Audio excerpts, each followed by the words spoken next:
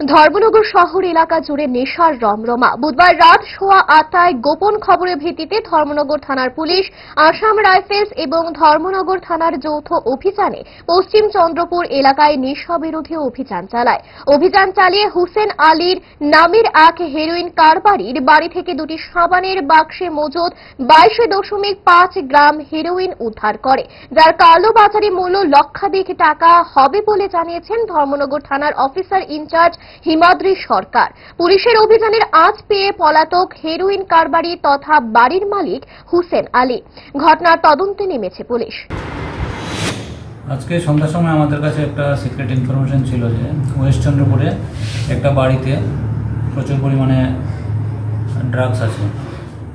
তো অ্যাকর্ডিংলি আমরা আমাদের যে ডিস্ট্রিক্টের অ্যান্টি ড্রাগস টিম আছে একটা, সেটাকে নিয়ে আমাদের ধর্মনগর থানার পুলিশ সবাই মিলে আমরা ওয়েস্ট চন্দ্রপুরে হাসান আলীর বাড়িতে আমরা রেড করি।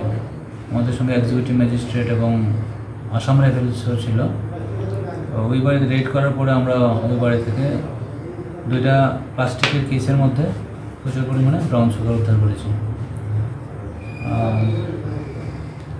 সাক্ষীগণের সামনে এগুলি ওজন করে দেখা গেল যে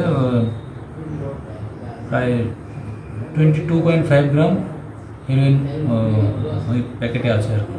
স্যার, কালোবাজারের মূল্য কত হতে পারে? বাজার মূল্য আনুমানিক 1 লক্ষ টাকা হবে। কাউকে কি গ্রেপ্তার করেছেন? না, বাড়ির মালিক হোসেন আলী পলাতক, তার বিরুদ্ধে আমরা একটা এনডিপিএস একটা কেস নিচ্ছি এবং বাকি সব লিগাল প্রসিডিউর মেনটেন করা হচ্ছে।